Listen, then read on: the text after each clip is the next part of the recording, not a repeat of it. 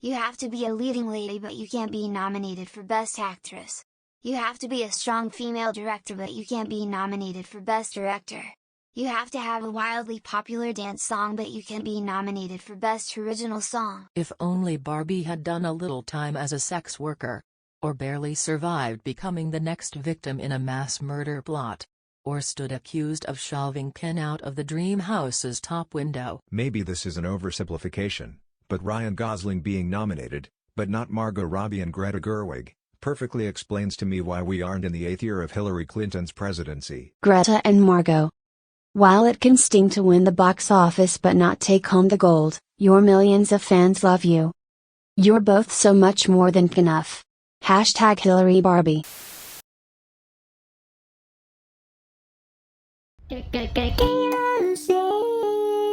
I am no stranger to bizarre terminally online Oscar season discourse, but this week might just take the pink plastic cake. In case you were unaware, it is award season, which means that the Oscars just released their list of nominations, and everyone with an internet connection is acting so totally super normal about it. I'll be honest with you, I expected the nomination list this year to be full of snubs just because it was a stacked year for films, and also because the Academy, like most prestigious award voting boards, tend to get things wrong. So imagine my surprise when the biggest bombshell of the day wasn't Bradley Cooper getting nominated for Best Actor or the Iron Claw getting no nominations. You know, something that makes sense. It was... Hi Barbie. Barbie. Hi Barbie. Hi Barbie!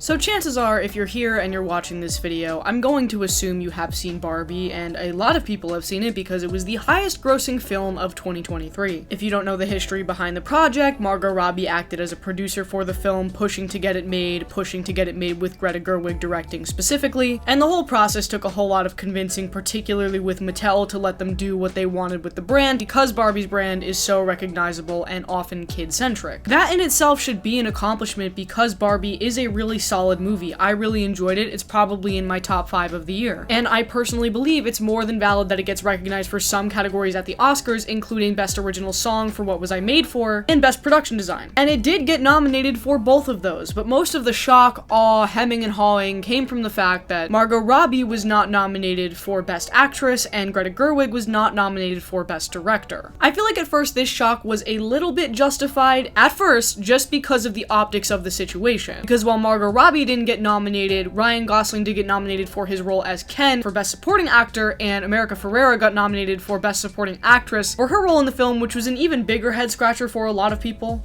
And so I can totally see the initial argument there being like, alright, if we're gonna nominate Barbie for anything, then Greta Gerwig and Margot Robbie should probably be on those lists because they were the heart and soul of the film. There were plenty of one-off reactions that had that take, and ultimately I think that's harmless. The issue is that people started getting weird, and then once you start getting weird, you have to look at these things more carefully than you would with like a one-off observation or tweet. And because I've been forced so much to think about it in the last couple of days, I now have to present this argument to you. It's okay if Barbie doesn't win that many Academy Awards. Hell, I don't think it should be nominated for most of them. Now, like I said, I really enjoyed Barbie. It was one of my favorites of the year. I love the production design. I love the performances.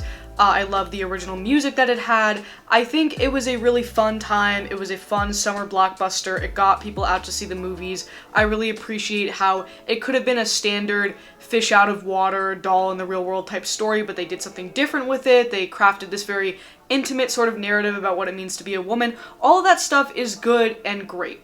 Am I surprised that it's not going to be the Oscar darling this year?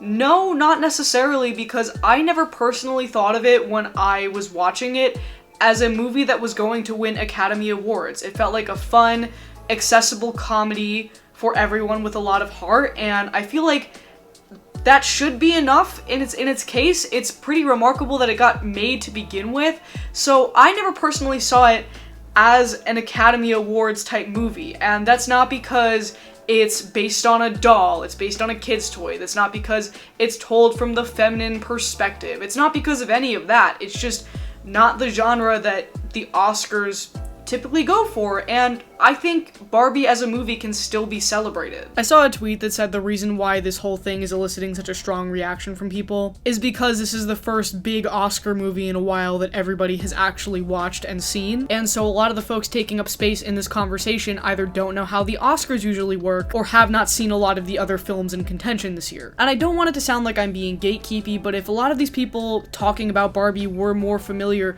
with some of the other films that are nominated, they would realize that there were 3 films nominated this year for Best Picture that were directed by women, which has never happened before. Lily Gladstone made history as the first Indigenous woman to ever be nominated for Best Actress in a film. And from what I've seen, those films and performances that were nominated were better than the ones in Barbie, and that's not to say that the ones in Barbie were bad. If you really like Barbie, if that film really spoke to you, then that's great, that's awesome, I'm glad that it did. If you're disappointed that Greta Gerwig didn't get nominated for Best Director, or that Margot Robbie didn't get nominated for Best Actress, I also think that's okay. I think it's okay to receive the initial shock of like, oh, this movie that really resonated with me isn't getting the accolades in the public eye that I would like it to get. I feel like that's a perfectly normal and human reaction, but some people have just been taking it to the level of like trying to make it a socio-political issue, which it clearly isn't, and nothing is more emblematic of that than the Hillary Clinton tweet. Okay, this is gonna sound like it's getting political, but I promise it's not really. As someone who works in the news, hello, if you're new here, that's my day job, I have followed the words and actions of Hillary Clinton since the 2016 election. I have listened to so many of her sound bites, I've read all of her interviews, I've heard all of her podcast appearances. The thing that you need to understand about Hillary Clinton is that she fully believes that the only reasons she lost the election in 2016, the only 2, and she still believes this to this day, I promise you, 1 was Russia, and 2, she's convinced it was because she was a woman. Now, did those 2 factors have something to do with it? Probably. And it doesn't matter if they are the only reasons, it is to this day what she believes. And so I'm convinced that Hillary Clinton quite literally inserted herself into this narrative because she sincerely thinks that Margot Robbie and Greta Gerwig not getting nominated, even though they are women whose movie made the most money this year, is the equivalent of her not winning the presidential election. So the thing you fundamentally have to understand about Hillary Clinton's place in this conversation is that she is the kiss of death anytime she inserts herself into anything, because progressives don't like her, conservatives don't like her, and especially in a post-Trump world, in a post-Roe world that we're living in, a lot of people hold a lot of contempt and animosity toward her for a lot of reasons. And so when she comes in to like swoop in and weigh in on various random feminist issues, it doesn't always play the best. Now, I also want to address the fact that all of this commotion has taken away from the achievements and accolades that the Barbie cast did actually receive this award season. Because people are also forgetting here that Margot Robbie and Greta Gerwig are still nominated. Because Barbie got nominated for Best Picture and Margot Robbie is a producer on the film, she is technically nominated. Barbie is nominated for Best Adapted Screenplay and Greta Gerwig wrote the screenplay. She is nominated! So it was already ridiculous to me that everyone was making such a huge catastrophic deal about this, especially because directing and acting are 2 significantly more difficult categories to get nominated in, let alone win. Greta was only nominated once for Best Director with a better movie than Barbie. Christopher Nolan was nominated for a Best Directing Oscar this year. Do you know how many directing Oscars Christopher Nolan has had up until this point? 0!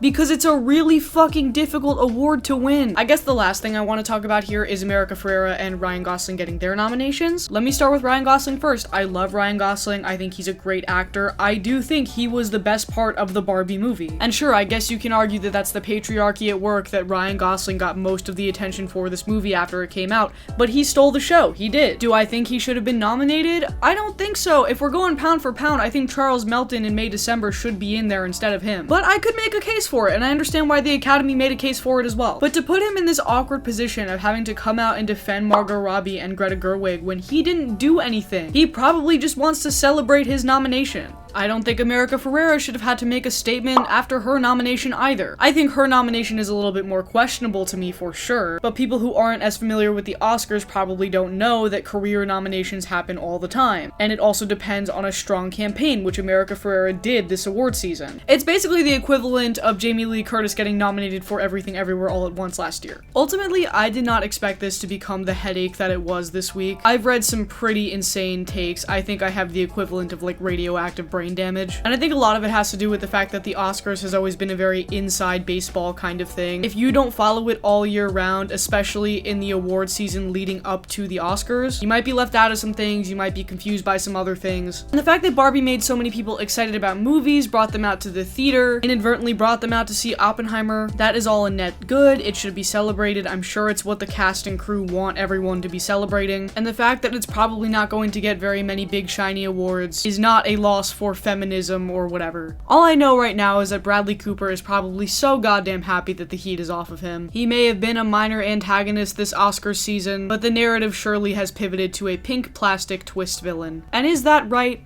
Is that fair? I'm sure you will all let me know in the comments down below. Thanks so much for watching, you guys. Reminder that I have this beautiful link tree that I made with all of my social media that you can follow me on. The link for that in the description is down below. You can also subscribe to my Patreon for bonus weekly exclusive content for just $2 a month.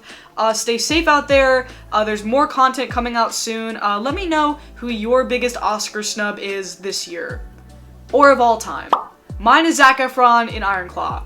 I'm never gonna shut up about it. See you next time.